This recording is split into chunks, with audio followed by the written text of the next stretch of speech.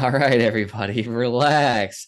Yes, I pushed the White House to bail out Silicon Valley Bank, and then I celebrated the decision without mentioning, that pesky little conflict of interest that three of my wineries banked there. And my wife has a charity there, and the charity also received $100,000 in donations in 2021. I'm sorry. I thought I was temporarily imagining what the California governor was thinking at this time, but unfortunately, we may never know because people will never reveal their true intentions. All we get to see are actions and a timeline that we can put events to and speculate on, which, of course, these are my own speculations, in my opinion, on what's happening with Silver Gate Bank, with Signature Bank, with Silicon Valley Bank. Uh, we have some interesting banks that have been in the news recently. And why would that be? I think it's interesting too to bring up Gavin Newsom there in the very beginning. I mean, have you ever seen like a more fake individual invented, just like for the political arena? Like, who else could it be but like this, like the nephew of Nancy Pelosi there? It's almost like in WWE, they have all these like great wrestling characters that are, it's a form of art. And this guy looks like he's like the Ed McMahon of of the of the political realm. Like I know this is just an ad hominem, I admit it, but like the slicked back gray gray hair. I mean, he just looks like an action figure in the political world. Like there's never been more of a like a I just imagined him almost like that Darth Vader sort of way going back to like this just like weird egg-shaped structure inside his house where he's just perfectly groomed and maintained for his political his eventual presidential run, and he will run. I 100% guarantee that that's just his course of action. He is looking the part, he's trying to act the part, and then anyone in California, they see that D and they just can't help themselves, and they're just like, "Oh hell yeah!" I don't care how corrupt this guy is. I don't care how many wineries he had at Silicon Valley Bank and how he pushed to get it bailed out. This is our guy. This is how could he not be the guy to save California instead of dragging it through the dirt, which it has been through the last decade or so. The hero that we need. He's like the Harvey Dent in the Batman movie. Oh man. Oh my gosh. The White Knight. Vote blue no matter who. Like there's a piece of logic to follow. Oh yeah. Oh yeah. It's like I guess you really don't care about homeless people. You just like to make more of them.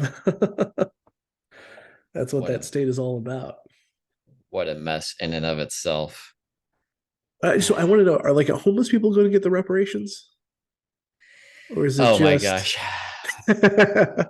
like really, who deserves the reparations? Is it just a type of demographic, or should it be the class like structure? Like, are you going to give millionaire like black millionaires more money, or are you Oof. going to like bring homeless people out of uh you know their situation? That is interesting. And for our viewers and listeners who may not be familiar with this recent story, in California, in some areas, they're considering reparations of $5 million per African American for reparations. And it's quite a complicated story, but there is a nice article um, about It's that. essentially they're promising a lot to make it sound good, to make it news, and then they're going to deliver none of it because it's not, fiscally possible. And if it It's were, it would impossible. it would just absolutely bankrupt the state without any doubt. I mean, I know that this was specifically in San Francisco. So yes, Okay. there's just Yep. San one part of Francisco. the state, but at the same time, like it'll spread. Like this idea will spread, and it'll spread to other parts of California, but it'll also spread to other blue states, I'm imagining, quite soon. Although I again do not see I don't know, I've never been really a pro reparations guy. I don't understand demographic, I guess, element to it because I see the United States being like for like our justice is a very individualized justice system. It's like you should just be able to make a claim, and then if your claim passes, then you know, then you get the consequences of that. There's also like So, this. Go ahead. Sorry. well, I mean, like if they want to pay reparations to the slaves, they can do so, but there aren't any slaves around. That's what I mean. Like it's a strange sort of like, what are you going to do? Pay the great grandchildren? I don't. What? It, there's definitely a lot of hey, this idea is well intentioned, but when the devils are in the details and you start to closely inspect it, it becomes a very complicated uh, situation where there's not really a great solution because the problem is really not how it was originally pictured. There's also, for one of those many things is there's like this thing, I don't know what it's called, but minority affinity. So former President Barack Hussein Obama, he was, I believe, like half and half, but we call him black. We don't call him white, even though you should mathematically also be able to call him white. People might say, oh, well, he's kind of white, but overall, people would say that he is a black man, even though half and half is like a mathematically middle cut. And Right, then, which makes like this problem just multiply. Yeah, obviously because it's like you have you're gonna have all these different claims. It's like you have to almost imagine. Okay, so if they're trying to imaginarily pay this, like let's say a former slave, and that slave has multitude of children, are you splitting up the funds then across those generations? So does like everyone at the very end just like receive $100? Or are they pretending that like the next generation is going to not squander that money? Everyone invests it perfectly, and then you have to like try to figure out that sort of you know ridiculousness, which is just like you have to like assume all of these different levels without knowing the individuals involved, without it's just like you can't go back in time and fix things. It's like I know a lot of people mm, would like to go back in time and murder baby Hitler, but like that, it's just not didn't happen. it's a good example I mean, just I would also because say that like it also proves that time travel isn't possible because then we wouldn't have had Hitler. Like, there's a weird like paradox where it's like, well, if we had time travel, we wouldn't even know about Hitler. But that's a different story. that's fair. If it existed the way that we do, imagine it to exist, or that we the way that we would imagine it if it did exist, then we would just be living in a close to utopia because we would have gone back in time and done all these things. We would have, who knows? I mean, there's going to be somebody who stops Jesus from being crucified on the cross. Like the effects are potentially infinite. So because we have this current situation, it almost seems like it's evidence that it can't happen in the future. And if we can't Uh, physically do it, why should we fiscally try to do and like, it? who's going to be included? Because it's at the end of this ABC News article, it's saying you have to be at least 18 years old, identify as Black African American in public documents for at least 10 years. Eligible people must also meet 2 of 8 criteria, although the list can change. You had to be in the San Francisco area for some period of time, I believe it says. So, like, if you moved there, what if you actually were affected by this somehow, let's say, but then you moved to this area, but since you didn't meet the criteria, it doesn't work. But the main critique against this is that the payout makes no sense because the state never enslaved anybody, and you are forcing taxpayers who were never slave owners pay money to people who were never enslaved. So it's like the sins of our father fallacy, and it's a this transfer of representation of wealth, which is money, in just a very strange way. Um, Yeah, yeah, absolutely. I think like on top of that too, you have just a whole multitude of problems that involved like what are you gonna do with your Chinese Americans? It's not like if you know anything about the Western United States, you know yes, that there's yes, been yes. such a yeah, yeah. So I mean, like, and what about the Native Americans? What about any other group that has just been, shit on? Like, are you going to do anything about the Japanese internment camp victims? Like, at what point are people realizing that it's the other thing that they have to realize is that the government isn't this thing that's just like hoarding money and has had money since like the 1600s. It's a pass-through account. All right, it's distributive. It's every year money comes in and it goes out. It empties. They All don't. right, The government doesn't there's have none of any this money. like yeah, there's no dragon, that's guarding this like giant pile of gold that has been enacted from the beginning of Spanish and English rule upon this nation. It's like I said, it's a pass-through distributive sort of measure that you collect money from your citizens and then you pay out all sorts of different government projects or in most government's cases, you just waste it. You just waste it on all sorts of idiotic things, like bailing out banks. All the government's money is just your money, and Yeah, we have all, as you mentioned, all these different groups of people who have been wronged historically, and there will inevitably and rightfully so, when there's one group that's receiving some sort of benefit, everybody else is rightfully wondering, well, where's mine then?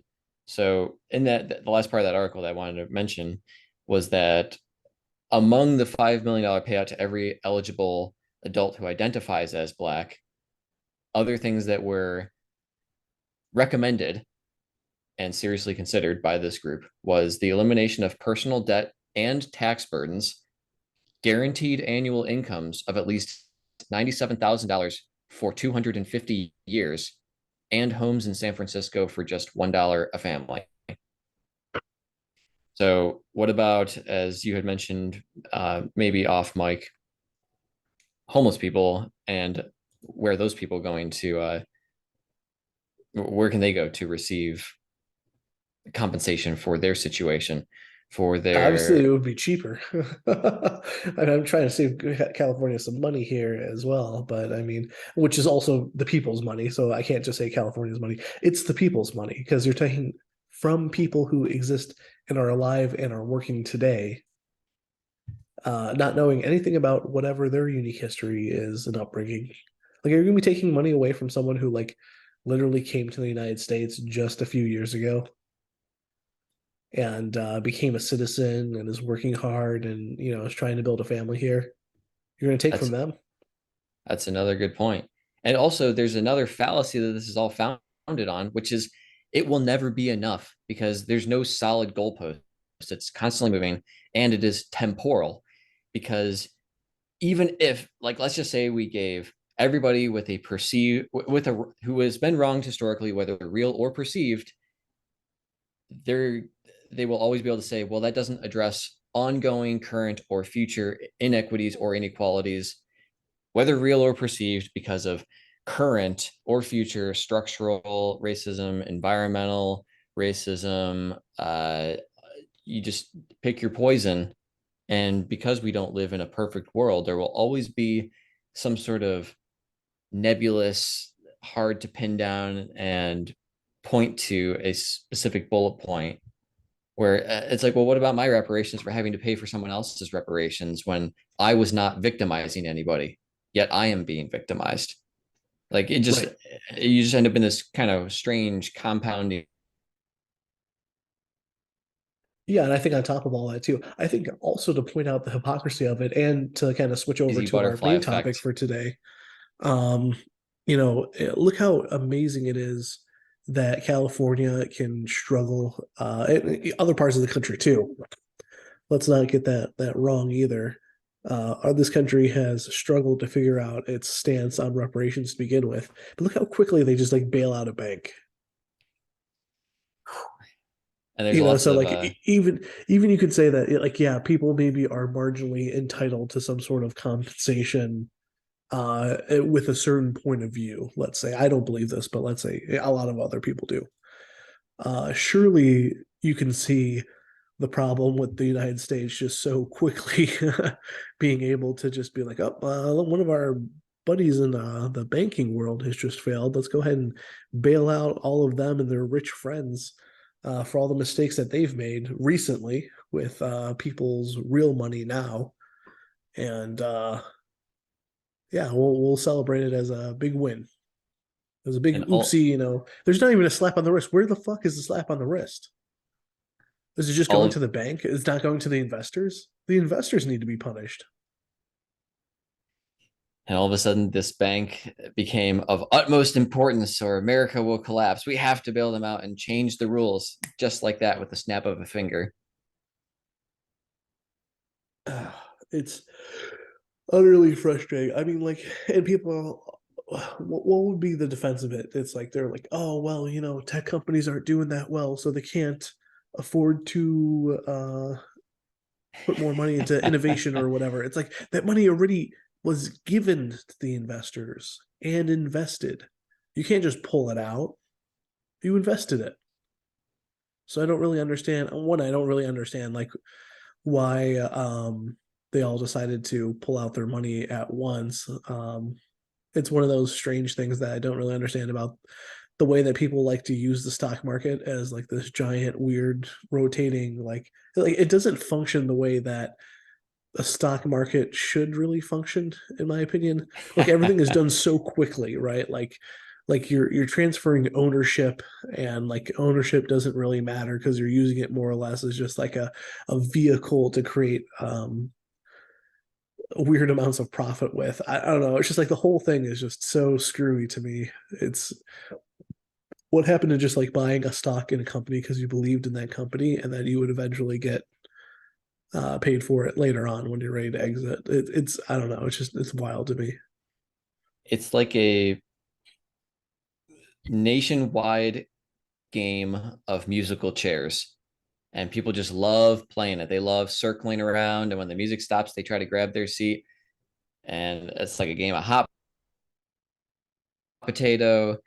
And you're just trying to get yours by using very, very small advances in knowledge. Get the information first, set up your building right outside the stock exchange, run fiber optic cables so you can be a quant and get the information before anybody else and trade microseconds before other people so you can mathematically increase an account nominally, which ends up like kind of financially not breaking the system, but manipulating the system in a way that it looks like you're making money, but you're really not adding value to the system.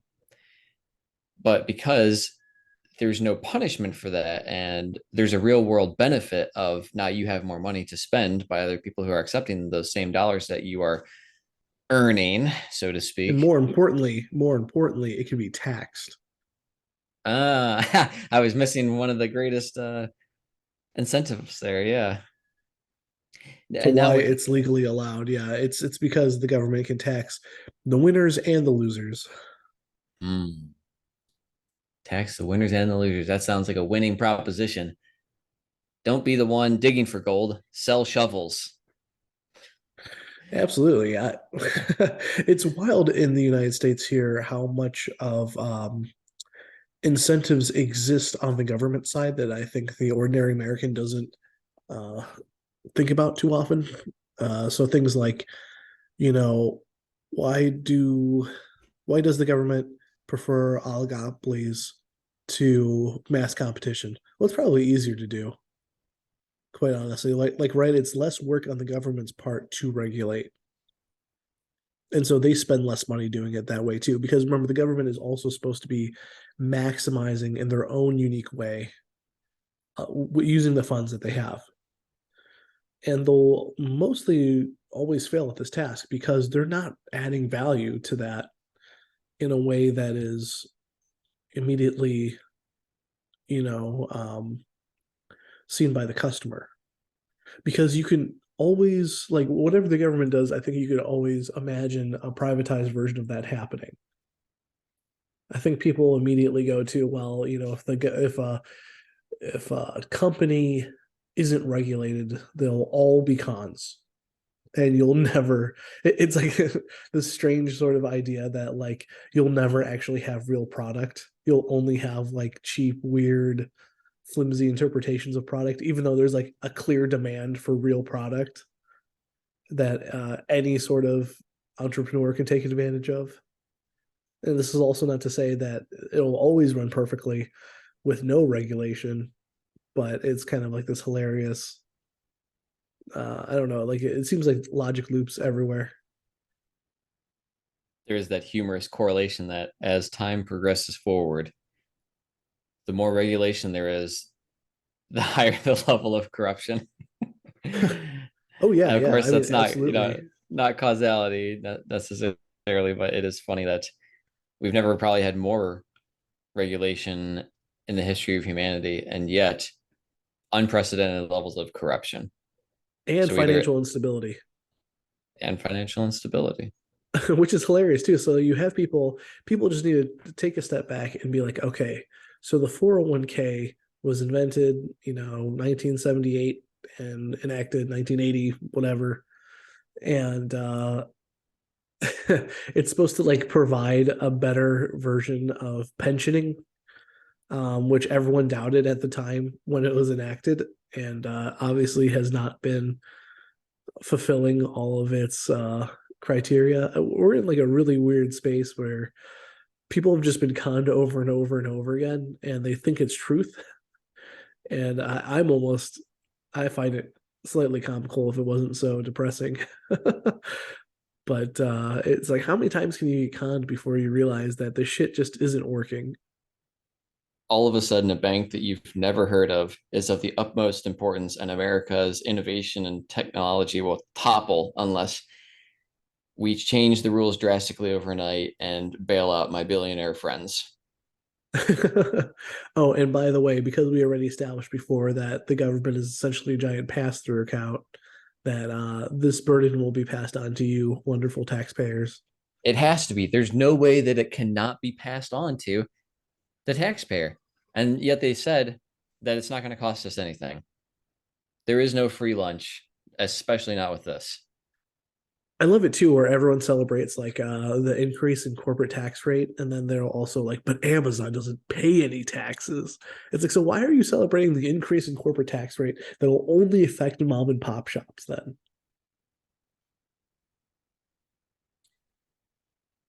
So many strange contradictions afoot, and I think people need to really reassess. Like, I know you have pride, I know you think you know things, but like really just take a step back, take it from a financial professional that looks at flow through accounts all fucking day, and just say, maybe you don't know it all.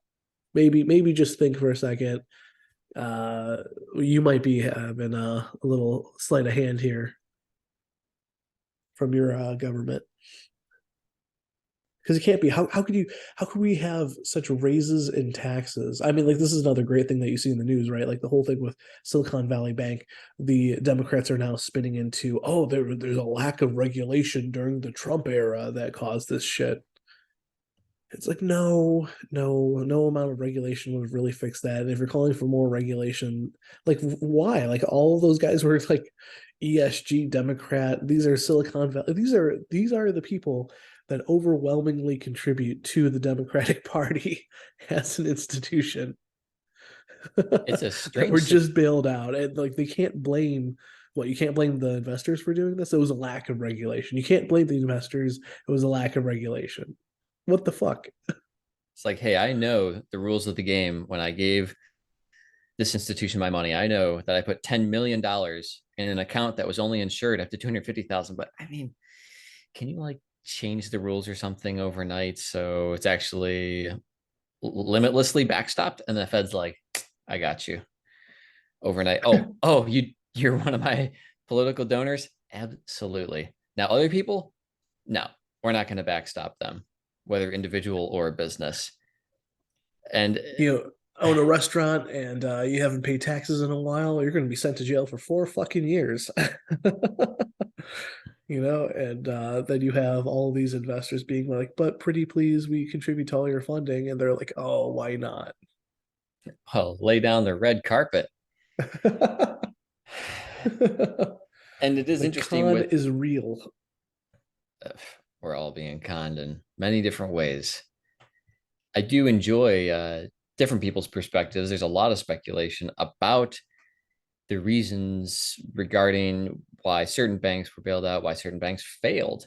And some of the people who are very adamant about their perspective is that it was a collapse due to stupidity, or it was a collapse due to strictly bad risk management.